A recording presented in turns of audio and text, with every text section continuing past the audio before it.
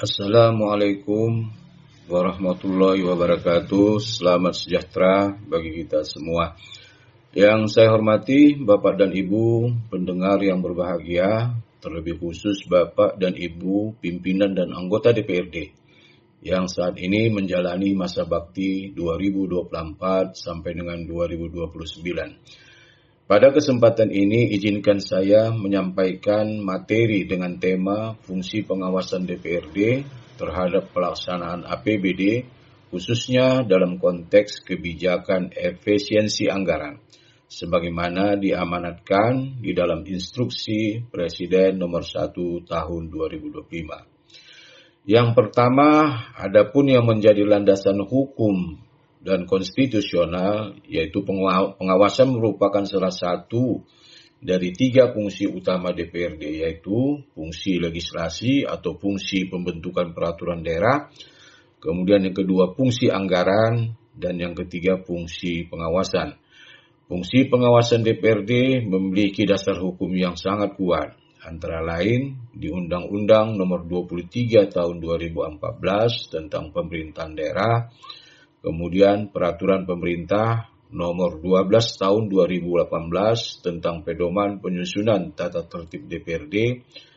Yang ketiga, Impres Nomor 1 Tahun 2025 tentang Percepatan Pelaksanaan Rencana Pembangunan Jangka Menengah Nasional tahun 2025-2029 yang mengedepankan prinsip efisiensi, efektivitas, dan akuntabilitas dalam pelaksanaan program pembangunan. Kemudian adapun yang menjadi substansi dari Instruksi Presiden Nomor 1 Tahun 2025, yaitu penekanan pada efisiensi anggaran, baik anggaran di kementerian maupun anggaran di pemerintah daerah. Instruksi Presiden ini mengarahkan seluruh kementerian atau lembaga dan pemerintah daerah untuk pertama, melaksanakan program pembangunan berbasis hasil output dan outcome. Kemudian menekankan belanja yang bersifat konsumtif dan tidak produktif, mengutamakan program prioritas nasional dan daerah, dan juga meningkatkan kualitas belanja daerah melalui penajaman anggaran, sinkronisasi program, dan pengendalian pemborosan anggaran. Berikutnya peran dan tugas pengawasan DPRD dalam konteks Impres 1 2025 ini adalah sebagai lembaga representatif rakyat di daerah. DPRD memiliki tanggung jawab moral dan konstitusional untuk memastikan bahwa setiap rupiah dalam APBD digunakan secara tepat, efisien, dan bermanfaat. Dalam hal ini, fungsi pengawasan DPRD mengevaluasi kesesuaian pelaksanaan APBD dengan prioritas nasional dan daerah. Kemudian apakah program yang didanai APBD mendukung RPJMD dan arah pembangunan nasional? Serta apakah alokasi belanja lebih banyak diarahkan pada kegiatan strategis dan bukan pada kegiatan yang sifatnya seremonial. Oleh sebab itu diperlukan sinkronisasi dalam penyusunan perencanaan di awal. Hal ini terutama dalam menentukan indikator kinerja kunci, yaitu suatu indikator kinerja yang dimiliki oleh perangkat daerah sebagai pelaksanaan daripada urusan pemerintahan yang sudah ditentukan sesuai dengan Undang-Undang 23 Tahun 2014 yang disebut dengan urusan desentralisasi atau urusan pemerintahan konkuren. Tentu dalam menentukan indikator kinerja kunci yang dilaksanakan perangkat daerah untuk mendorong. Jadi hal ini untuk mendorong juga pencapaian indikator kinerja utama dan juga indikator makro pembangunan ekonomi, baik itu pada skala pemerintah daerah, kabupaten kota, provinsi maupun pusat atau nasional. Berikutnya adalah mengawasi kualitas belanja. Ini apakah belanja langsung mendukung pencapaian target kinerja? Dan apakah juga terjadi belanja yang berulang-ulang, tumpang tindih atau tidak efisien? Tentu dalam konteks ini perlu diperhatikan rencana kerja anggaran perangkat daerah, terutama pada program-program penunjang urusan pemerintah daerah, yaitu suatu program yang dibawakan oleh seluruh organisasi perangkat daerah.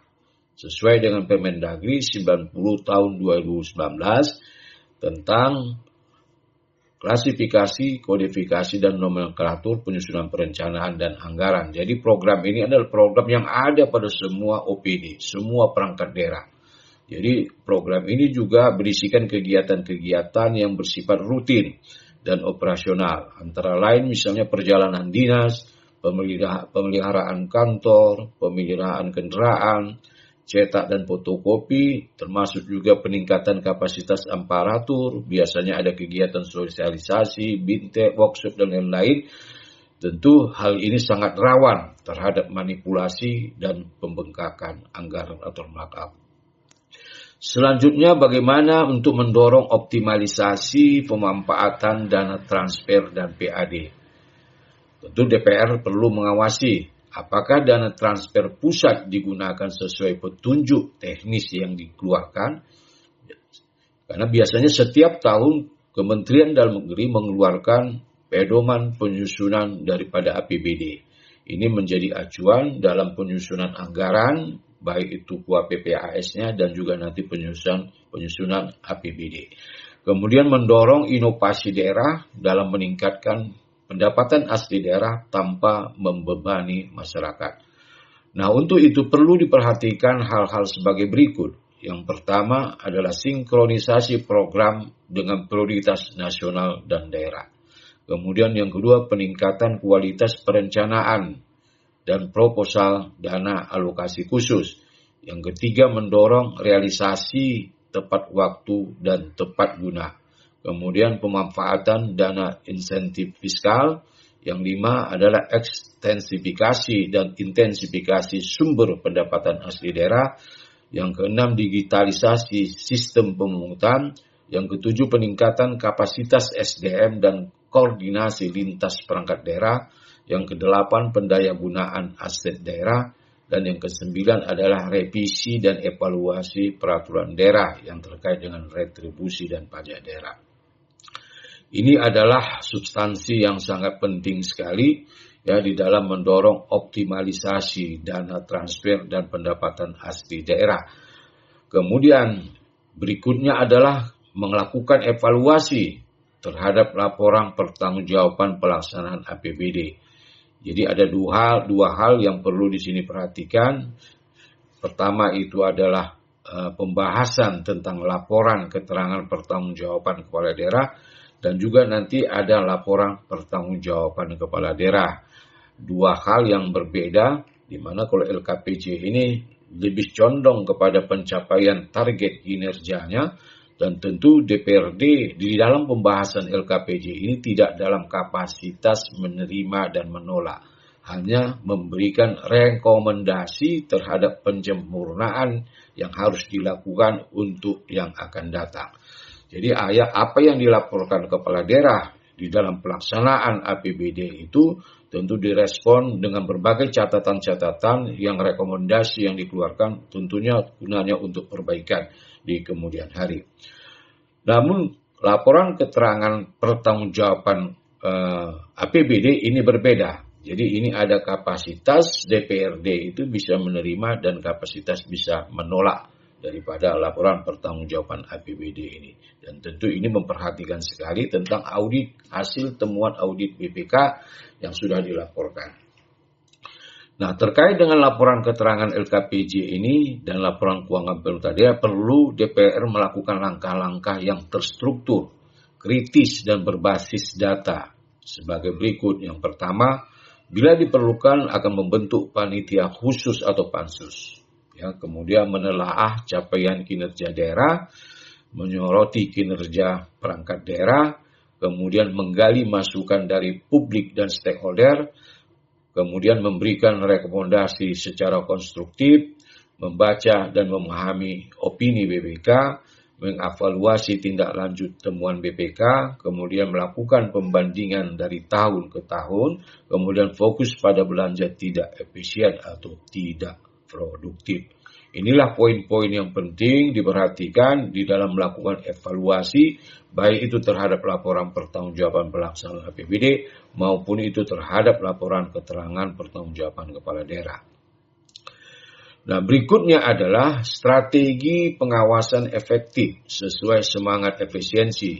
Untuk menjalankan pengawasan yang selaras dengan Impres 1 tahun 2025, DPRD dapat melakukan yang pertama pembentukan panitia khusus pansus atau tim pengawasan tematik.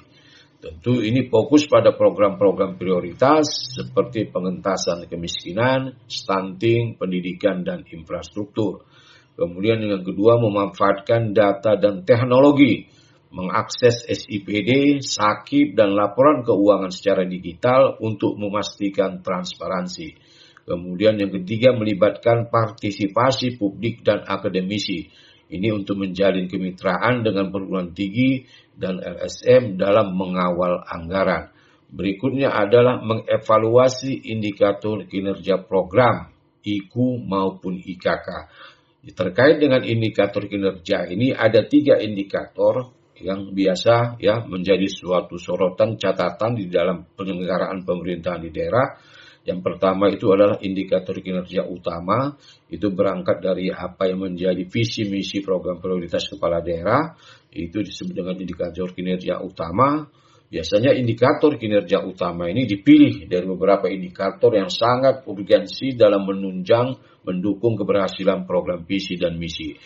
Kemudian indikator kinerja kunci, ini adalah suatu perwujudan indikator sebagai pembagian urusan pemerintahan yang dilaksanakan oleh masing-masing perangkat daerah. Jadi ada IKK-nya khusus Dinas Pendidikan, tentu yang terkait dengan bidang pendidikan, ada yang bidang kesehatan. Ini adalah indikator kinerja kunci. Namun indikator kinerja kunci ini memiliki peran yang sangat strategis di dalam pencapaian daripada indikator kinerja utama. Nah, oleh sebab itu, sebagian sebenarnya dari indikator kinerja kunci ini direduksi dan diambil menjadi indikator kinerja utama kepala daerah. Kemudian ada lagi yang disebut dengan indikator kinerja pemerintah daerah. Ini bersifat universal, bersifat general, biasa juga disebut dengan indikator makro pembangunan ekonomi, seperti contohnya pertumbuhan ekonomi, kemudian tingkat inflasi, angka kemiskinan, pengangguran terbuka, indeks pembangunan manusia, dan macam-macam.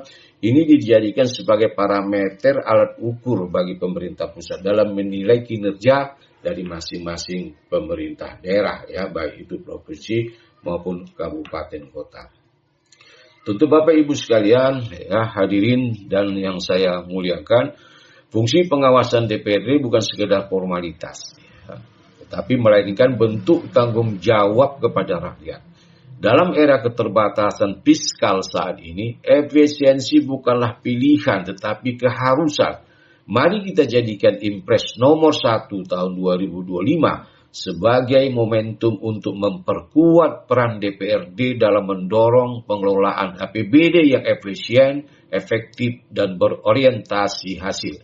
Semoga daerah kita menjadi contoh pelaksanaan anggaran yang berkualitas dan bertanggung jawab. Terima kasih atas perhatiannya. Wassalamualaikum warahmatullahi wabarakatuh. Selamat sore dan salam sejahtera bagi kita sekalian.